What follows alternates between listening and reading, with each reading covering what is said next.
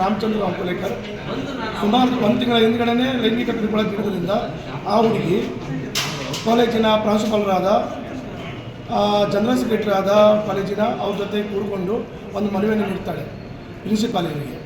Principal ಯಾವುದೇ ಒಂದು ನಿರ್ಧಾರ ತಗೊಳ್ಳದೆ ಹಾಗೂ ಜಂಟಿ ನಿರ್ದೇಶಕರು ಕಾಲ್ ಮಾಡಿದಾಗ ನಮಗೆ ಯಾವುದೇ ಒಂದು ಯಾವುದೇ ಹಾನಿಕರವಾದ ಘಟನೆ ಆಗಲಿಲ್ಲ, ಯಾವುದೇ ಪೊಲೀಸ್ ಸ್ಟೇಷನ್ನಲ್ಲಿ ಕಂಪ್ಲೇಂಟ್ ಆಗಲಿಲ್ಲ ಅಂದ್ಕೊಂಡು ಸುದ್ದಿಯನ್ನು ಜಂಟಿ ನಿರ್ದೇಶಕರಿಗೆ ಕೊಡ್ತಾರೆ.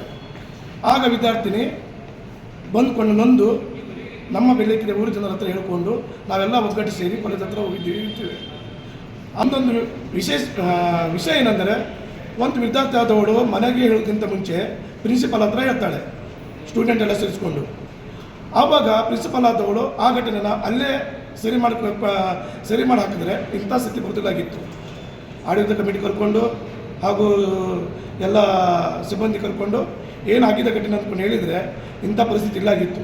ಅದು ಈ ವಿಷಯ ಎಲ್ಲ ನಾವು ಟಿವಿಯಲ್ಲಿ ನೋಡ್ತಿದ್ವಿ, ಬಿಹಾರ UP-ನಲ್ಲೆಲ್ಲ. ಈಗ ನಮ್ಮ ಉತ್ತರ ಕನ್ನಡಗೂ ಬಂದಿದೆ. ಈಗ ಗೌರ್ಮೆಂಟ್ ಕಾಲೇಜಿನಲ್ಲಿ ಅತಿ ಹೆಚ್ಚಿನ ಸಂಖ್ಯೆಯಲ್ಲಿ ಸ್ಟೂಡೆಂಟ್ ಹೋಗ್ತಿದ್ದಾರೆ ವಿದ್ಯಾರ್ಥಿಗಳು. ಈಗ ಪ್ರೈವೇಟ್ ಎಲ್ಲ ಕಾಲೇಜಲ್ಲಿ ಹೋಗ್ತಾ ಇಲ್ಲ, ಅಷ್ಟೊಂದು ಡೆವಲಪ್ಮೆಂಟ್ ಆಗಿದೆ ಗೌರ್ಮೆಂಟ್ ಸ್ಕೂಲು ಕಾಲೇಜ್ನಲ್ಲೆಲ್ಲ. ಅಲ್ಲಿ ಇಂಥದ್ದು ಹಾನಿಕರ ಘಟನೆ ಆಗಿದರೆ ಮುಂದಿನ ಬಡ ವಿದ್ಯಾರ್ಥಿಗಳು ಎಲ್ಲೂ ಬೇಕು. ಲೈಂಗಿಕಗಳಂದರೆ ಮತ್ತು ಬೇರೆ ಹುಡುಗಿರು ಯಾವುದೇ ಕಾಲೇಜಿಗೆ ಹೋಗ್ತಾ ಇಲ್ಲ.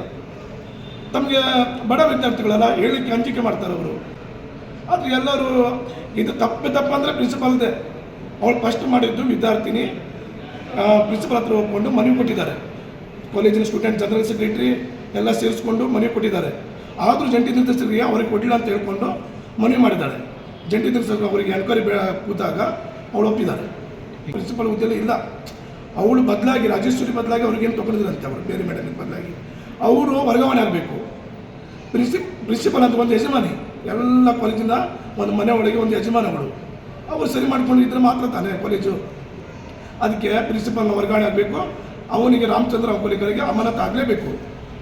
ಜಿಲ್ಲಾಧಿಕಾರಿ ಒಂದು ಹೆಣ್ಣಿನ ಮನಸ್ಸನ್ನು ಅರ್ಥ ಮಾಡಿಕೊಂಡು, ಅವರು ಒಂದು ಹೆಣ್ಣಿನ ಮನಸ್ಸನ್ನು ಅರ್ಥ ಮಾಡಿಕೊಂಡು ಇದನ್ನು ತಕ್ಷಣವೇ ಅವರಿಗೆ ಶಿಕ್ಷೆ ಆಗುವಂಗೆ ಮಾಡಬೇಕು.